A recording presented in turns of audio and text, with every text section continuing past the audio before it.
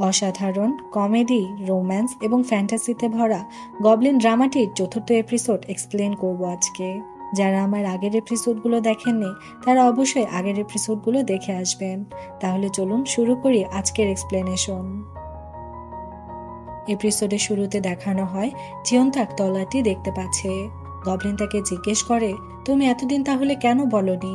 এর জবাবে সে বলে, আমার মনে হচ্ছিল এটা বলে দিলে তুমি আমাকে ছেড়ে চলে যাবে, আর এটা দেখতে পেলে কি এমন হবে সেটাও তো আমি জানি না, তাই তোমাকে কিছু বলিনি। এবার বলো, আমি কি এখনো তোমার বউ নই? গবলিন তো অবাক হবার পাশাপাশি কিছুটা নার্ভাস ফিল করে। সে বলে, হ্যাঁ, তুমিই আমার বউ। বউ হিসেবে তোমার প্রথম কাজ হলো এখানে একটু অপেক্ষা করো। এই বলে সে দৌড়ে চলে যায় গ্রিম রিপারের কাছে। গবলিন বলে, ও তলোয়ার দেখতে পাচ্ছে। রিপার বলে, ভালো তো, এটার অপেক্ষায় তো তুমি এতদিন ধরে পড়েছিলে। গবলিন বলে, তা অবশ্য ঠিক, কিন্তু আমি এত তাড়াতাড়ি মরতে চাই না। রিপার বলে, তাহলে কি আমি মেয়েটাকে নিয়ে যাব? গবলিন বলে, না, সেটাও না।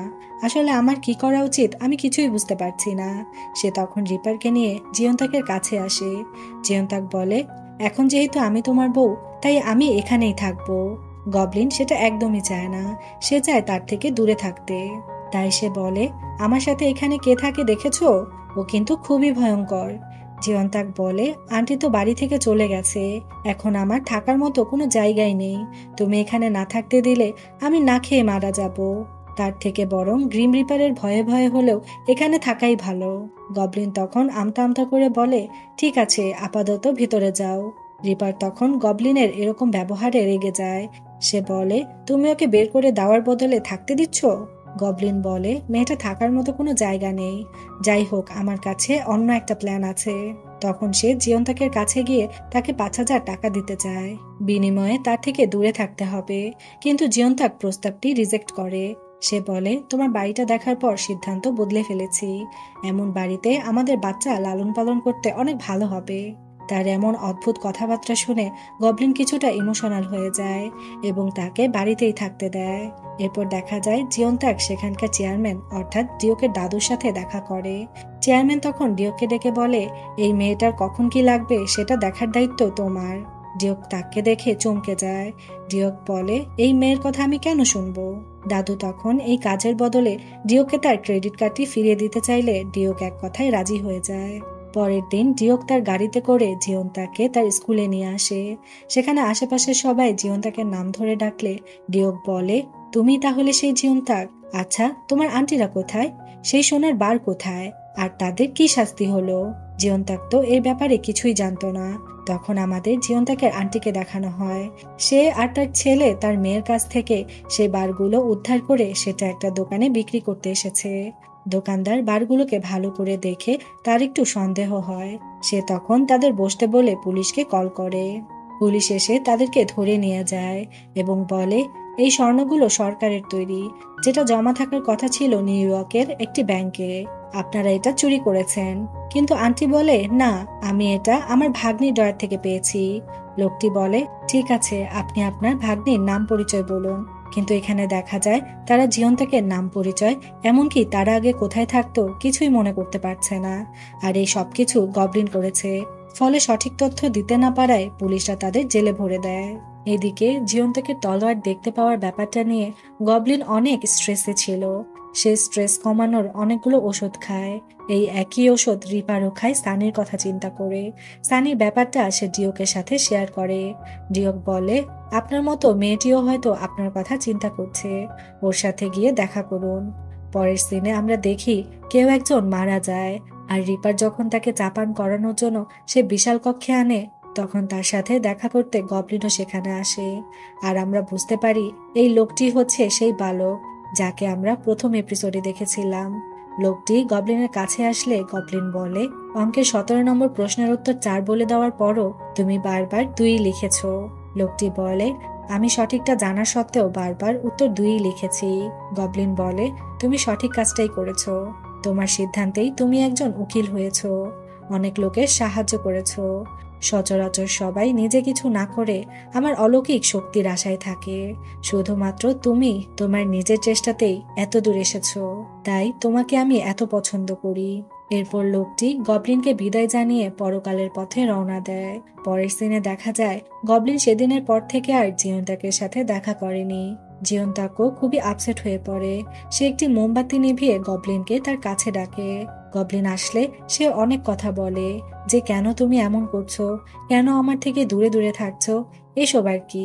গবলিন তার রাগ ভাঙাতে কনভেনিয়েন্স স্টোরে নিয়ে যায়। সেখানে গবলিন একটি বিয়ার খেতে ড্রাঙ্ক হয়ে যায়। জিওনতাক তাকে স্বাভাবিক করার অনেক চেষ্টা করে। এরপর সে গবলিনকে জিজ্ঞেস করে, আচ্ছা, যদি আমি তোমাকে বিয়ে করতে রাজি না হই তাহলে কি হবে? গবলিন বলে, তাহলে তলোয়ার বের করতে পারবো না। জিওনতাক বলে, তলোয়ার বের করলে কি হবে? গবলিন বলে, তলোয়ার বের করলে আমি অনেক সুন্দর হয়ে যাব। জিওনতাক তো তার কথা বিশ্বাস করে নেয়। ও, তাহলে এই ব্যাপার, আমি তাহলে প্রথম তুষারপাতের দিন তোমার তলোয়ার বের করব।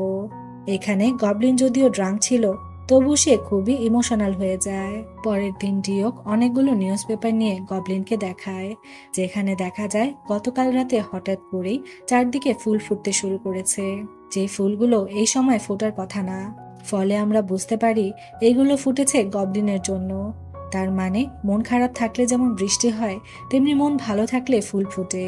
কাল রাতে সে যেহেতু জিওনতাকের সাথে ছিল, তাই তার মন খুবই ভালো ছিল, যার কারণে এমনটা হয়েছে। পরের দিনে জিওনতাক স্কুলে বসে গবলিনের কথা ভাবছিল, তখন সেখানে তার খারাপ একটি ফ্রেন্ড এসে তাকে বিরক্ত করতে থাকে, যে কিনা এর আগেও টিচারের কাছে নালিশ করেছিল যে জিওনতাক স্মোক করে, তাই তার কাছে সবসময় লাইটার থাকে। কিন্তু আমরা তো জানি সে গবলিনকে ডাকার জন্য সবসময় লাইটার কাছে রাখে। তো সে এখানে এসে বিরক্ত করায় জিওনতাকের ভূত বন্ধুরা কৌশলে মেয়েটির হাতে সিগারেট ধরিয়ে দেয়। তখন টিচার সেখানে এসে তাকে সিগারেট হাতে দেখে ফেলে। এছাড়াও একটি মেয়ে জিওনতাকের পক্ষ নিয়ে তাকে সাহায্য করে। এই মেয়েটির ব্যাপারে আমরা পরে বিস্তারিত জানতে পারবো। এরপর স্কুলে গবলিন নিজে আসে জিওনতাককে নিয়ে যেতে। সে তাকে নিয়ে ম্যাজিক করে কানাডাতে চলে আসে। আসলে গবলিনের সকালবেলা মনে পড়েছে যে সে আগের দিন রাতে কি করেছে। ড্রাঙ্ক অবস্থায় সে জিওনতাকে তলোয়ার বের করার কথা বলে দিয়েছে। সে এখন তাকে খুশি করার চেষ্টা করছে, যাতে গত রাতের কথা সে ভুলে যায়।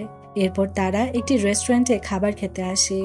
জিওনতাক গল্প করতে করতে জানতে পারে গবলিনের বর্তমান বয়স 939 বছর। তখন সে বলে, এত বছর বাঁচা সত্যি ভাগ্যের ব্যাপার। গবলিন বলে, তুমিও কি এমন অনন্তকাল সময়ের মাঝে আটকে থাকতে চাও? জিওনতাক বলে, আমার সাথে এখন তুমি আছো, তুমি আমার পাশে থাকলে আমি অনন্তকাল বাঁচতে রাজি আছি। তার এই কথাটি গবলিনের মনে এসে লাগে। এরপর তারা বাইরে হাঁটতে বের হলে জিওনতাক গবলিনকে একটি বই দিয়ে বলে, এই বইটা পড়ো আর এখানে আমার জন্য অপেক্ষা করো। ফলে গবলিনও তার কথা মতো বইটি পড়তে থাকে এবং তার কথা ভাবতে থাকে। আর জিওনতাক চলে যায় সেই হোটেলে যেখানে তারা প্রথমবার কানাডায় আসার সময় এসেছিল।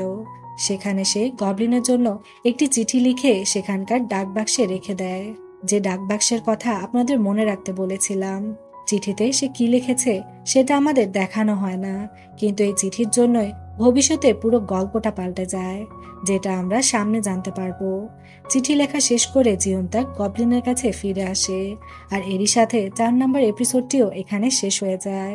গবলিন ড্রামাটি আপনাদের কাছে ঠিক কেমন লাগছে কমেন্ট করে জানাতে ভুলবেন না।